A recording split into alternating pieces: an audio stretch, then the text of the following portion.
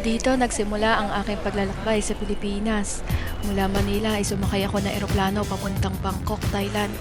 Pero may isang tanong na matagal nang nasa isip ko.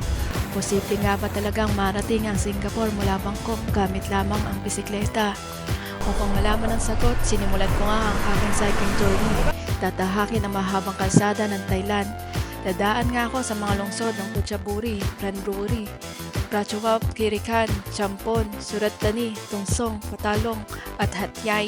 Pagkatapos nito ay tatawid ako sa tinatawag na Sadao Bukit Kayo, Hitam Border Crossing, kung saan papasok na ako sa Malaysia.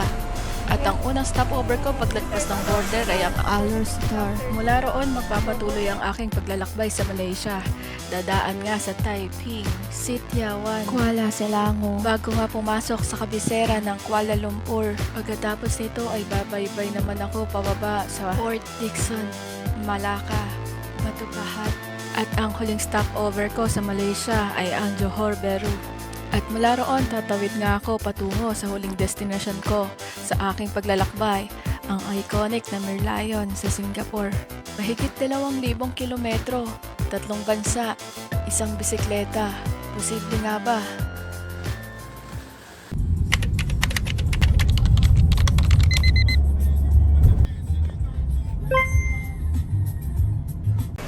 Time check, 6:29.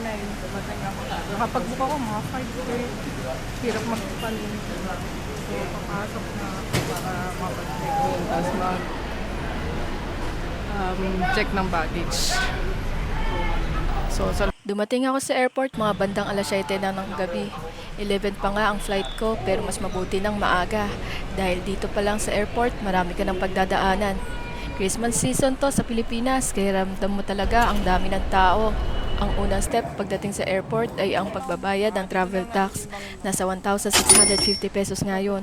Buti na lang nakabayad na ako online para makaiwas sa mahabang pila. Pagkatapos noon, agad ko ring dinrap ang baggage ko. Iba-iba ang baggage allowance ng bawat airlines, pero ako, ang kinuha ko nga lang ay ang ordinary baggage na hanggang 20 kilos. Kikiluhin nga yan ng airlines bago mo makuha ang boarding pass. At muntikan pa nga ako sumobra. Dumiretso na nga ako sa immigration. Doon nagsimula ang maraming tanong. Medyo mahaba ang naging usapan namin, pero sa huli, pinayagan din niya akong makalusot. Finally, nakalagpas na ng immigration tsaka ng baggage checking. 8 o'clock ng gabi. 10 o'clock pa yung flight ko. So, titingin pa ako kung kakain ba ako. Tagal-tagal pa, may pahinga pa.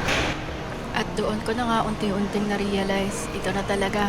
Habang dumadaan ako sa security scanners at naglalakad papunta sa waiting area, sinabi ko nga sa sarili ko, ito na yon. Wala nang pag-aalinlangan. Papunta na talaga ako ng Bangkok. Our hearts beat to the city streets. We began to feel the fire. We rise like tall buildings as the chemicals they take us higher. The night's young and it's just begun as she puts her hand in mine. We wanna chase the night, wanna dance to the light, pull stars from the sky, just two hearts running wild. Never sleep, never stop, as we shout from the top. We're gonna be two hearts running wild. Time check, 3:52. Parang 2 o'clock na umaga. Medyo di pa adjusted yung reloj.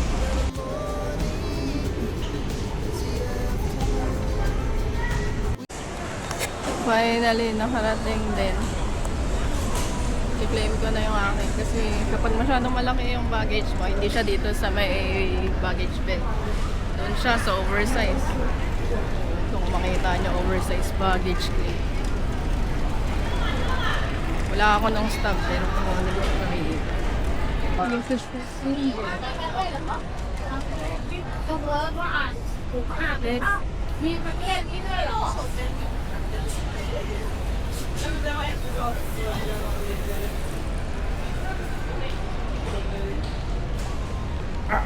Thank you. Thank you. Thank you. Nakuha ko natin.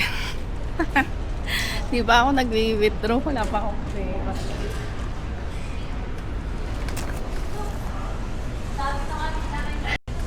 So, kukuha muna ako ng SIM card. Hindi na gumagana yung SIM card ko yung last year. Kung hindi pa ako sa... Gahanap pa ako kung saan ko siya makakuha. Isip ko kung mag-withdraw na ako rito eh. Meron namang withdrawan doon sa labas. So, exit na ako kayo. So, inasikas ko nga muna ang SIM card. Total, di ako naka-roaming. Kailangan mo ipakita yung passport mo rito kapag bibili ka bilang isang turista. Nasa 430 pesos na ang bili ko rito. At good for 10 days na nga siya. Need mo ng cash dito sa Thailand dahil di lahat ng kainan dito ay card. At kung mahilig ka nga kumain sa mga street food, kailangan mo to. Kung magkano nilabas ko, secret na muna. Hindi ako pa sasakay nito sa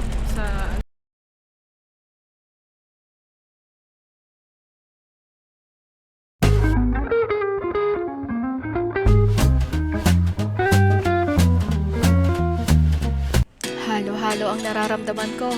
Takot, kaba at excitement.